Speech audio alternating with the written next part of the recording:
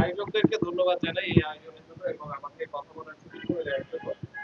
আমরা আহ, অবশ্যই ইরানের যে মজলুম জনতা তাদের পক্ষে আমরা আছি। এখানে কোনো ইফ বা যদি কিন্তু তবে এইসব নাই। যদিও আমরা বলছি যে আমরা আমাদের এই মজলুম ভাইদের সঙ্গে আছি, আমাদের সরকার কিন্তু সেই কথা বলে নাই। আমাদের সরকার কিন্তু যদি কিন্তু তবে ইফ বা বহুত কাহিনী করে বলছেন এবং যে কাহিনীটা করতেন সেটার দিন শেষে ব্যাখ্যা দাঁড়ায় যে তারা আসলে ইরানের পক্ষে শক্ত অবস্থান নেন নাই, বরঞ্চ তারা আসলে একরকম ভাবে এই দখলবাদ, এই যে আগ্রাসনবাদ, এই যে ইং আমেরিকান, ইসরায়েল আমেরিকান যে একটা এখানে দখলদারিত্ব এখানে চলছে, সেটার পক্ষে এক ধরনের মৌল সমর্থন তারা কিন্তু দিচ্ছেন।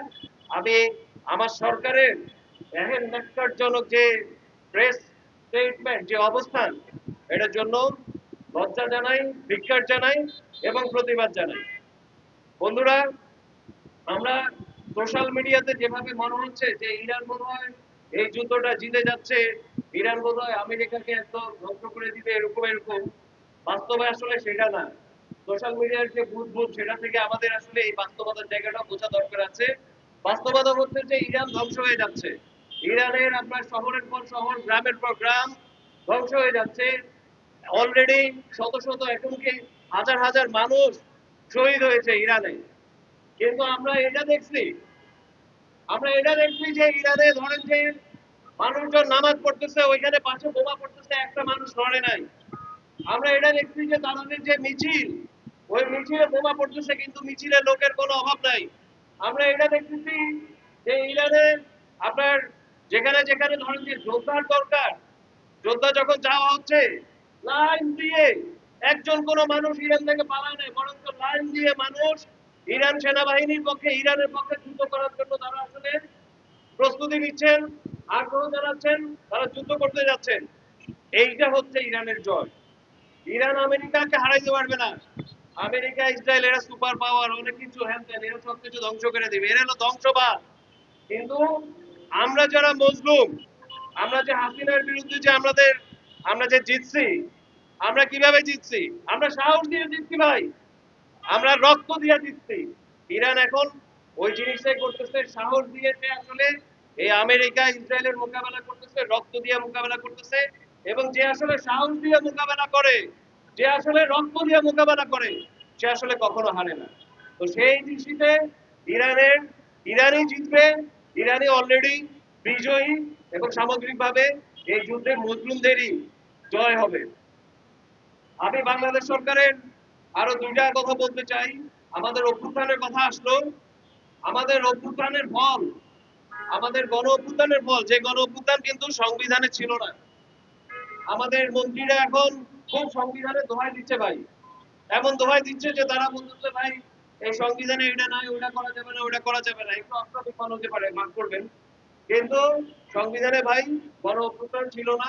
সংবিধানে এই যে ইলেকশনটা হইল, এই ইলেকশনটা ভাই সংবিধানে ছিল না, নাই। সংবিধান যদি বলেন তাহলে এখনো শেখ হাসিনা প্রধানমন্ত্রী। তাহলে আমাদের বিএনপির ভাইরা কি মনে করেন যে শেখ হাসিনা প্রধানমন্ত্রী, এটা তারা বলতে চান? শেখ হাসিনা থেকে তারা তাদের আসলে রিজিমের বৈধতা চান? তাহলে সেটা আসলে অন্য আলাপ। তাহলে আসলে আমরা আলাপ করি, তাহলে কোনটা বৈধ কোনটা অবৈধ, শেখ হাসিনা এখন প্রধানমন্ত্রী, এটা যদি আপনারা বলতে চান তাহলে আমাদের অন্য আলাপ আছে ভাই।